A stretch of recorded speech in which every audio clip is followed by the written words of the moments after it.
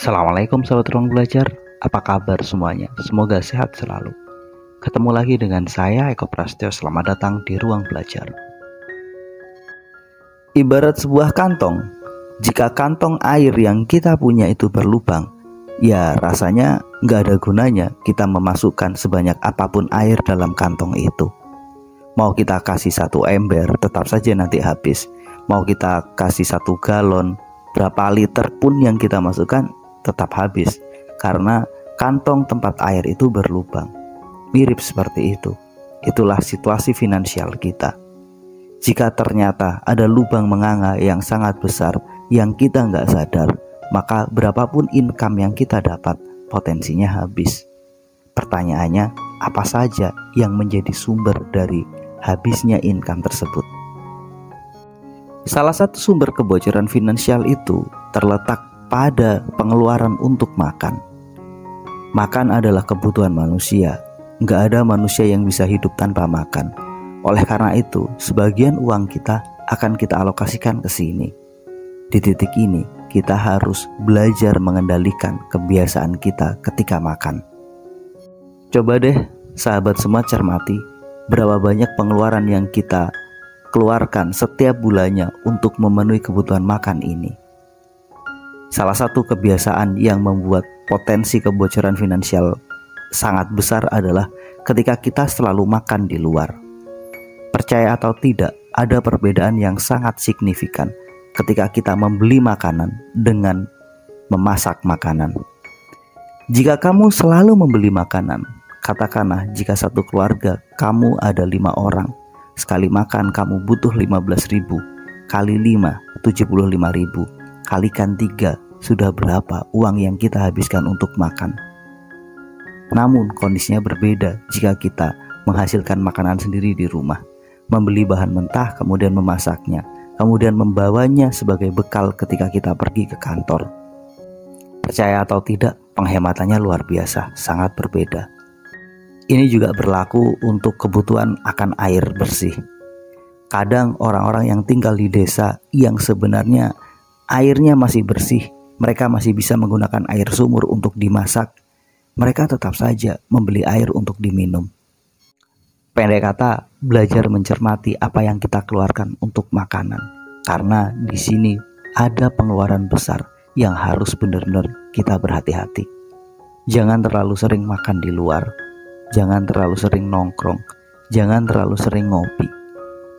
Pengeluaran-pengeluaran untuk makan di luar, untuk nongkrong, untuk ngopi, untuk membeli cemilan itu luar biasa besar. Coba deh diubah dari membeli menjadi membuat, dari membeli makanan menjadi membuat makanan. Itu hasilnya akan berbeda. Sumber kebocoran finansial yang kedua adalah hobi. Hobi itu menghadirkan kesenangan. Setiap orang nyaman ketika melakukan apa yang dia cintai, apa yang dia sukai. Ketika hobimu adalah main motor, ya kamu akan nyaman menghabiskan waktumu di sana. Bahkan tanpa sadar, pengeluaranmu juga nggak akan pernah bisa kamu hitung. Kamu nggak bakalan berpikir 2 kali untuk mengeluarkan uang untuk sesuatu yang kamu sukai. Buat mereka yang hobinya mancing, mereka rela mengeluarkan uang ratusan ribu, jutaan, bahkan puluhan juta untuk hobinya ini. Buat mereka para pecinta mobil, pecinta otomotif, sama, mereka akan rela mengeluarkan uang berapapun untuk itu. Atau kalau mereka punya hobi burung hias, burung berkicau, atau yang sejenisnya, ya sama, mereka rela merogoh kocek mereka sangat dalam untuk urusan yang satu ini.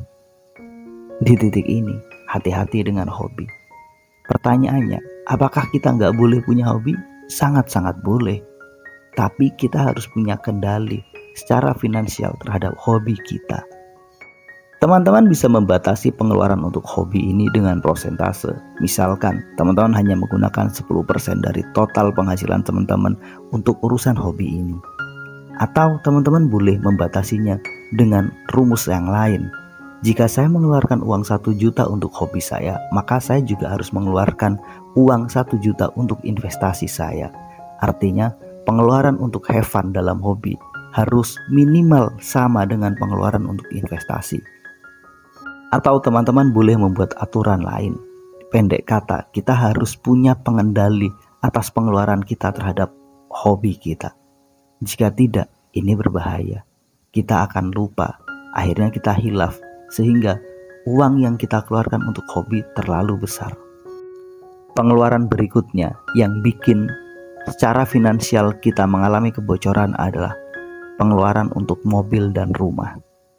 Jika kita memutuskan untuk membeli mobil, maka kita telah memilih untuk menambah pengeluaran kita. Pengeluaran untuk bahan bakar, untuk perawatan, untuk pajak. Belum lagi hilangnya uang kita ketika membeli mobil akibat penyusutan. Jika mungkin ketika baru beli nilainya 350 juta, mungkin setelah 2 tahun nilainya tinggal 30 juta. Kita mengalami kehilangan uang tanpa sadar sebesar 50 juta dalam 2 tahun. Bagaimana dengan rumah? Banyak orang itu mengalami kebocoran finansial ketika mereka memutuskan untuk membeli rumah pada saat yang tidak tepat, pada saat mereka nggak siap. Baru bekerja, penghasilan masih kurang lebih UMR, mereka nekat membeli rumah lewat KPR, lewat cicilan.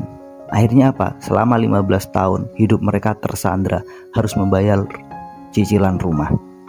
Belum lagi ketika kita punya rumah, kita punya keinginan untuk menghias rumah itu, membeli pernak-pernik, melakukan sesuatu yang kita sukai terhadap rumah itu. Dan percayalah, gak akan ada cukupnya uang yang kita miliki jika kita gunakan untuk mempercantik rumah kita. Ada banyak teman saya mengatakan bahwa berapapun uang yang dia punya itu akan habis kalau dia gunakan untuk mempercantik rumahnya. Maka kalau kamu sedang ingin membangun rumah atau mempercantik rumahmu, miliki budget yang jelas, buat perencanaan. Kalau enggak, kita akan menyesal karena disinilah sumber utama kebocoran finansial itu. Jadi cermati atas niatan dan keinginan kita terhadap rumah dan mobil. Jika kita nggak berhati-hati, rumah dan mobil akan menjadi sumber kebocoran finansial yang sangat besar. Sumber kebocoran finansial berikutnya adalah langganan dan membership. Banyak orang mengeluarkan uang tanpa dia menggunakan dari manfaat yang dia keluarkan tersebut untuk berlangganan sesuatu. Misalkan berlangganan Netflix, berlangganan video, berlangganan sebuah program, berlangganan berita, atau apapun. Padahal kita nggak setiap hari menggunakannya, padahal kita nggak setiap hari memanfaatkannya. Ini adalah pemborosan, ini adalah sumber kebocoran finansial. Belum lagi ketika teman-teman menjadi anggota sebuah klub, sebuah komunitas, menjadi klub renang karena teman-teman ingin memanfaatkan fasilitas di sana, atau mungkin teman-teman mengikuti membership dari sebuah gym karena teman-teman ingin berlatih gym di sana. Padahal sebenarnya hanya 1-2 kali datang ke gym dalam 1 bulan, itu pun sudah berlangganan yang premium. Selebihnya kita nggak pakai.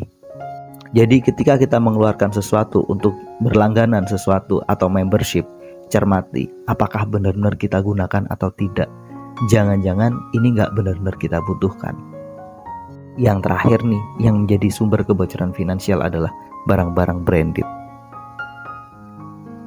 Memang benar, ketika kita menggunakan barang-barang bermerek itu terlihat keren. Kita punya pride, kita punya kebanggaan yang levelnya akan naik. Tapi di sini sebenarnya kita sedang melakukan pemborosan yang tanpa kita sadari. Ketika teman-teman membeli sebuah sepatu dengan harga 1 juta, ya di titik itu teman-teman sedang melakukan pemborosan dengan nilai 1 juta.